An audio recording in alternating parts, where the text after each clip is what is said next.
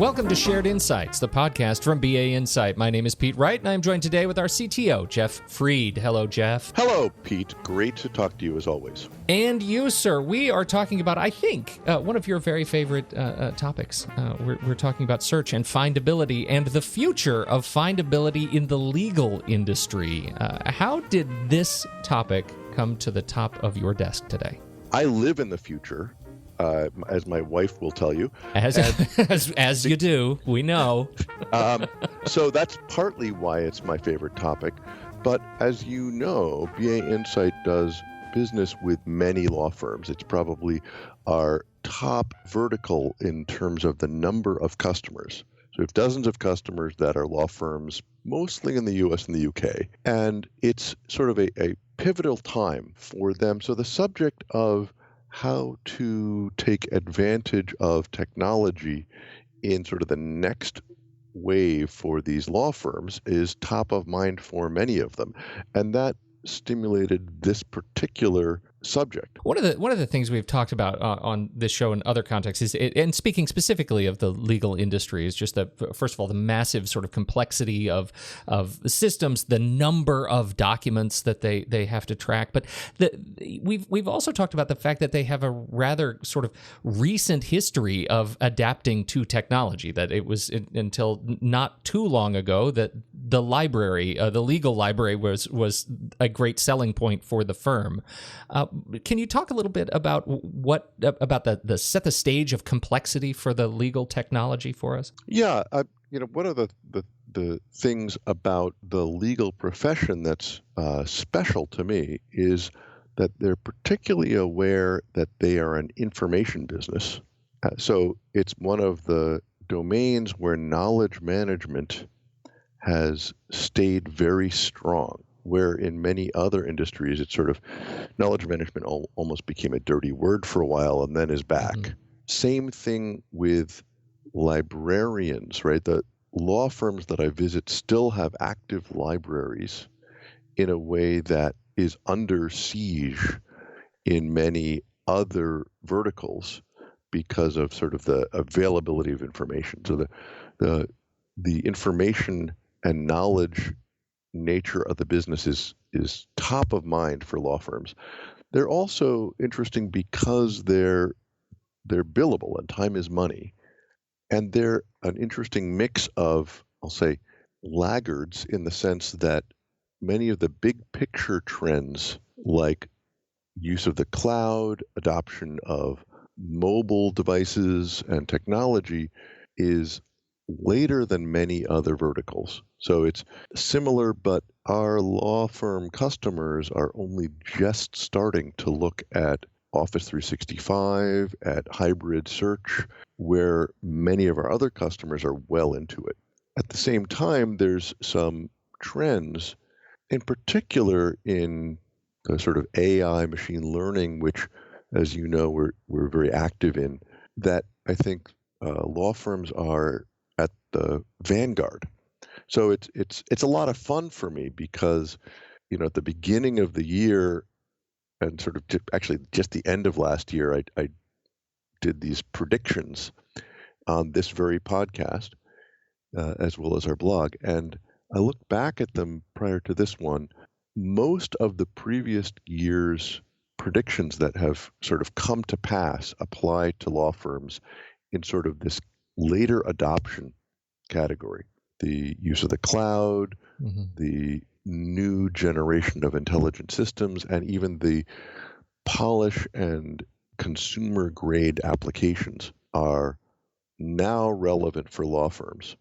Half of this year's predictions are quite topical for law firms as well. So the backdrop here is a very active segment of the industry with strong awareness of the fact that they're an information business and the added twist of being sort of billable in a services firm that has a mixture of, I'll say, wait and see attitude technology-wise, or being what some people would call laggards for some trends and leaders in other trends. Well, the implication of being a laggard is that means the sort of learning curve is much steeper when you finally get to it, right? And there's sort of an expectation from users, and in this case associates, that the systems are going to meet their expectations, right? Is that sort of part of this challenge? How else is when we talk about the firm level, what are the expectations for success in findability? I think they're quite high,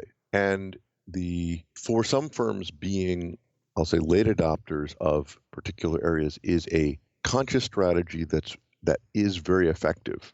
Remember that even the largest law firms are maybe 10,000 employees, and they're as an industry under enormous financial pressure. So they need these things to work. They can't afford a large IT group, and very few of them have deep bench in IT. Mm-hmm. So it makes sense to wait on some things until they're really proven out. And as you point out, that means that you've got a bigger change to make when you do make the change, but it's a safer change. Well, that certainly paints a picture for where the industry is at the sort of the firm level. Why is this is this an industry that is in sort of high demand for change when you think of the kinds of work that you're doing in terms of making search smarter? If I take a step back, what I've learned is that the industry, which some people put at about $600 billion a year in legal services industry, is under some very fundamental pressure to change. And the last 10, 15 years have seen enormous change already. And there's been a wave of mergers and acquisition. And since we have a lot of the what are called AmLaw 200 firms, they all have done multiple acquisitions and therefore have leveraged our technology to digest those acquisitions more quickly. There's also been a thing in the States called AFA, or alternative fee arrangements, where clients are less amenable to paying just straight hourly and come up with interesting, you get this much if you win, this much if you don't, or this much is a flat fee. Alternative arrangements actually caused us to come up with probably our only truly vertical specific product, which is a pricing tool for proposal generation and fee arrangement. So there's already been a lot of structural change in these M&A and fee arrangements, and there's more to come. I was looking at a report that came out at the end of 2016 from Georgetown University. They have a Center for the Study of the Legal Profession that partners up with Thomson Reuters Peer Monitor. And it was eye-opening to me because it was a pretty dark picture. It's a demand for legal services has been flat for essentially 6 years. And when you look at the adjustment for inflation, it's actually down by 25.8% in inflation-adjusted dollars. So the industry has decreasing demand, also decreasing productivity. They have these, very colorful charts. And what I picked out was that every category of timekeeper, or you have partners and associates and et cetera, every category except for associate had decreased productivity. And all of the segments, different size firms, had lost market share to in-house counsel and alternative providers. One of our customers has 1,000 as a sort of a sister division with 1,000 paralegals in India that are doing outsourced legal services. So there's a greater segmentation, a widening gap between the top performing firms and the lower performing firms, decreasing productivity and decreasing demand. And that's a really big challenge for the industry that really you can best address through process changes, innovation, and technological investments. What does that look like in the legal industry, though? When you talk about this question of the legal industry is feeling so much of this financial pressure, and as you say, they don't have a terribly deep technology bench. How do they need to shift to improve the way they think about technology, and in order to just leverage some of these benefits? Well, I'll admit that I'm a technologist, so I see a lot of the way through as being changing the productivity curve and opening up new services through new technologies. Um, and that's also what I see with the firms that we work with, because many of them are looking for innovation. I've seen over the last 2 years for the first time offices of innovation in these firms that are technology oriented. And the legal industry history, I mean, historically, if you look sort of, again, financially, legal industry has spent less than 1% of revenue on R&D, where the average across U.S. businesses is about 3.5%, and some industries like telecommunications spends 13%, biotech spends almost 18%. We have a lot of life sciences customers that are spending 20% of their revenue on R&D, and law firms are spending 1%.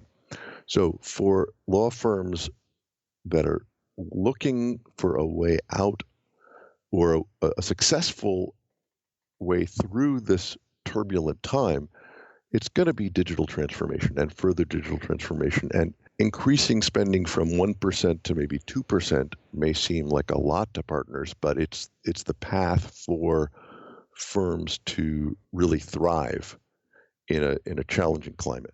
Can you give us an example of best practice at work in this area? Do you have an example of a client? We have talked to clients on this show in the past in the legal industry that has shared some of their experience, and we can put a link to that in the show notes. But when you think about the best in class clients that are making use of technology in a way that allows them to be more productive and reclaim some of those productivity gains and be more responsive to their clients, where do you start that conversation? I mean, there's quite a number of them that are customers of ours. I will pick on DLA Piper, who has appeared on this podcast. They've been quite public, so there's a case study on our website, et cetera.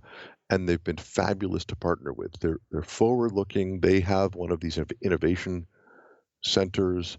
They're not spending 5% of their top line on R&D, but it's a little more than 1%. And they are keeping what I'd call the basics right. So they've started with about 7 different connectors to bring in content from many different places, and a platform in SharePoint and the search in SharePoint on which they expected to build a series of search-driven applications. And they've kept up that drumbeat and done that successfully. So they're I think, a really good case of looking at how do you build up digital transformation and do so in service of the firm, both in knowledge management, legal research, case management, intranets, and discovery and review. So those sort of 5 use cases we see over and over as use cases in our legal customers, because they're all very much search applications or findability and discovery. And when I talk with DLA and other customers about future trends in technology, a couple of the things that we've talked about on this podcast come up, in particular, natural language, question answering, and machine learning, which, if you look, for example, at the Gartner Hype Cycle, those are two top ones. And in the podcast notes, I'll reference that, as well as a set of articles I recently did for CMS Wire around intelligent search and machine learning trends. I've also been surprised that blockchain technology, which we've never talked about here, has come up with a number of law firms, specifically because of their contract management. Blockchain is a new technology that really came out of places like Bitcoin for providing provably secure transactions that are cross-company, and that's starting to show up in legal contracts. So sort of these new waves of technology are definitely part of the picture for the forward-looking law firms. There's an area called e-discovery that is a great example, for example, of use of machine learning. And one of my favorite patterns, which is people and machines working together, which is exactly the way that we use it in our own products in our auto classifier. Because if you get into a lawsuit, for example, or a subpoena, you have to go collect all of this information, which is often a huge amount, and sift through it, which traditionally has been done by people, paralegals, for example. But you just can't afford to go through 10 million documents by hand. And therefore, using the machine to sift through things and figure out what paralegals need to look at, and using what paralegals are actually doing to train the machines has become a very successful pattern. What's your sense when you talk to? I mean, I know your interactions are predominantly with the sort of on the technology side, but when you hear stories of firms that are still nervous about embracing the machine learning and intelligence search, sort of the AI future, what tends to push them to the other side to start seeing some of the experiences for the better than for the worse? I think it's very pragmatically looking for specific applications and specific opportunities that makes it ripe from a business perspective for the firm. And then on the other side, in terms of reducing the risk, a lot of it is something called precedent. One reason that law firms can be conservative technologically is they get into situations where they either have to show their client that they're doing something that is accepted, or they have to show a court that they're doing something that is accepted. So if they use technology that's too far out there, maybe it becomes a disadvantage. And that's why I particularly like this thing called the Sedona Conference, which is an annual, almost academic, but future-looking group. Their motto is moving the law forward in a reasoned and just way. This is the place where you see advances in case law. So, okay, this many lawsuits have been won using this particular kind of technology, and once that reaches a tipping point, then the business side of a law firm, typically it's the partners, can get much more comfortable with it. All right. So when you look at the next sort of the next plateau of intelligent search and the application of AI in findability, the things you're most excited about, what are the applications that you see these impacting in the legal industry, in the firm? I see them showing up sort of in many, many applications. It's almost like a horizontal layer of intelligence that then applies to many different applications. The same 5 that we have been servicing for our legal customers, meaning intranet, knowledge management, legal research, case management, and discovery and review, those definitely all will have sort of this new generation of intelligent search behind them over time. In legal research, question answering in particular is a good paradigm because you're trying to frame what are the right questions to ask as part of the research process, and it's a classic discovery thing. I also think that there's things which are information management in the larger picture that most firms are eager to see applied. And this may not so much be AI per se, it's really more about the pragmatic business process and the elements that firms can get out of the Microsoft stack. In particular, Office 365 adds some great elements around document and records management. Most firms have been, it's almost 100% adoption of SharePoint amongst larger firms. Firms have been looking for a long time for the point at which SharePoint becomes good enough to do all their records management or all their document management. And therefore, there's a variety of add-on packages related to that. I think that's reaching a tipping point, especially as Microsoft sort of revitalizes the basics. Similarly, firms have started, often you adopt technology in a firm because your clients want you to. So that's what sort of led folks to move to the Office applications as opposed to like WordPerfect. And extranets and client collaboration, sort of digitally being able to share contracts, share elements, have taken hold. And that's another big area for Office 365 and cloud adoption. Things like matter management, where actually Microsoft came out with a thing called the Matter Center last year that's now open sourced, which I think is good for corporate law departments and smaller firms, but not really strong enough for the larger law firms. It's nevertheless a great application for even things like prediction algorithms. I noticed this was also out of the Sedona conference last year, there was a group that took the Supreme Court cases for the last 60 years and applied predictive analytics to it. And they got 70% accuracy for predicting how the Supreme Court would rule on like 7,700 different cases. Fascinating. So if you're better able to predict the way a given matter might go, that helps you in your strategy for matter management. Same thing with expertise finding. We have an expertise locator as a product that I'm quite proud of, and I see our firms wanting that to become more and more intelligent. Last but not least, there's even some new applications that were just out of the realm of economic possibility for legal work. Let's take employment law, since my neighbor is an employment lawyer.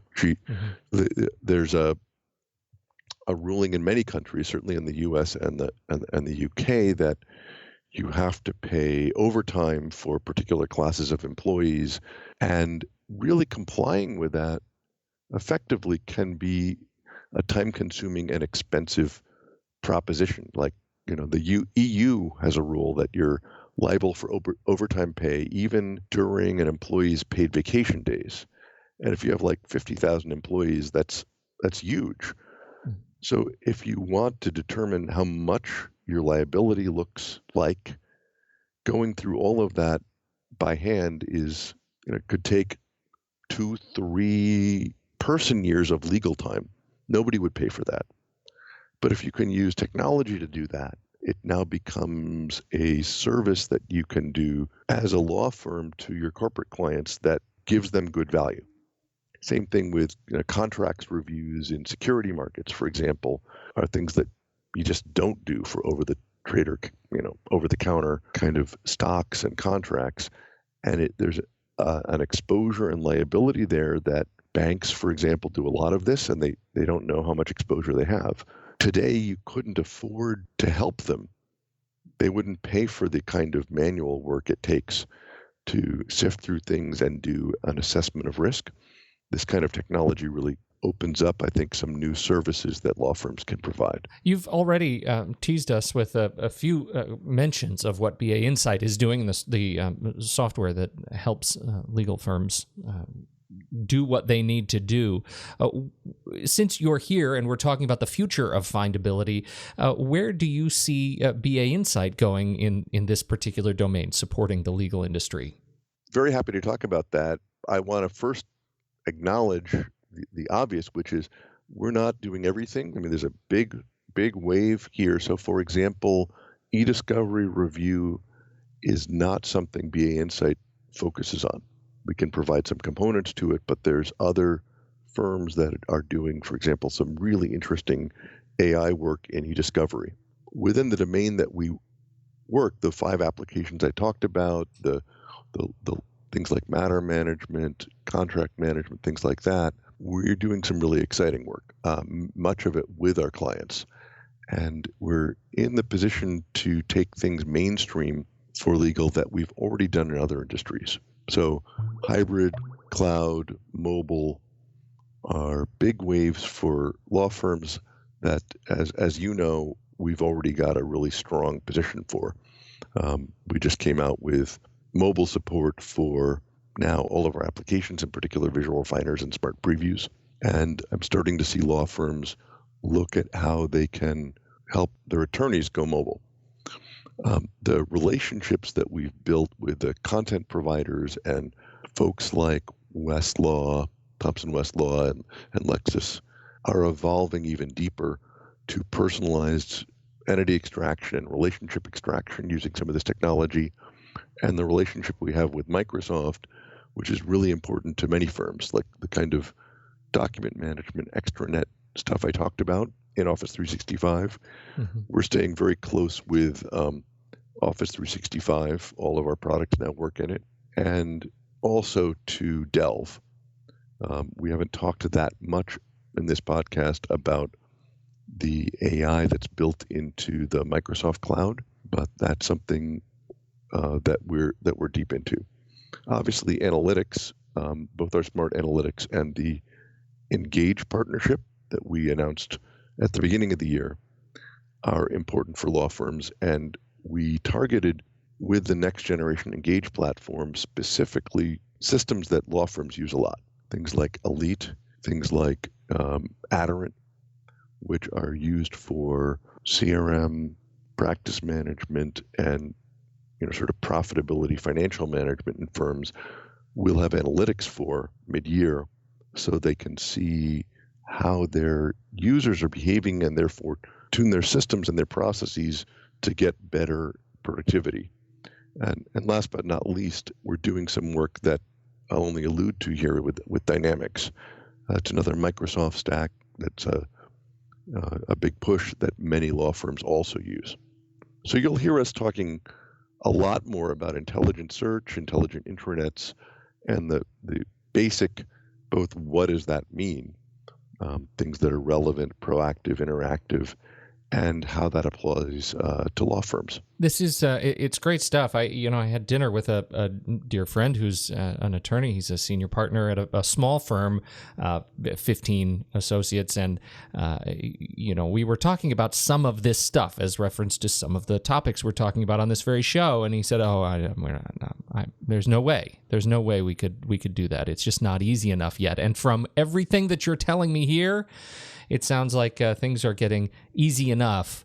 Over the future of findability may actually be easy enough for even my friend and his small firm going forward. So a lot to appreciate. Yeah, absolutely. I hope so. I do think that things will start in the larger firms and become easier and easier until it's within the realm of your friend's firm. So that may take a couple of years, but you already see that happening with the way that even small firms work online. Well, you can feel it. I just know when I mentioned the words machine learning, this face of, all the blood leaves his face, and it's just fear and panic.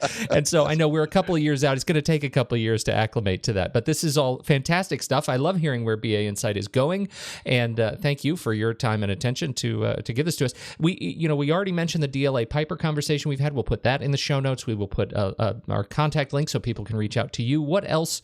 Where else would you like to send people to learn more about our role in legal? Well, I'd say in general, watch this space. I mean, we have a place on our website that's specific to the legal industry, so we'll be adding things to that. I've also started publishing more on sort of the future of technology and waves. I have a series on a thing called CMS Wire that is meant to help people separate the hype from the reality and sort of this new wave of intelligent search and intranets, because there is, think about machine learning and all of the hype about our robot overlords. There's an enormous amount of hype, and it is challenging to figure out what's real and what's not and what's the right timing. So we'll put a reference to my articles around that in the show notes as well. Excellent. We count on you for that, Jeff. Thank you for being this resource. We sure appreciate it. Jeff Fried, CTO of BA Insight. Absolutely. Just watch this space. And if you're a listener, we're always open for comments, questions, criticisms, complaints, any kind of feedback. So don't hesitate. Thanks, everybody. Thank you for downloading and listening to this show. We sure appreciate your time and attention to subscribe to this podcast. On behalf of Jeff Fried, I'm Pete Wright. We'll catch you next time right here on Shared Insights, the podcast from BA Insight.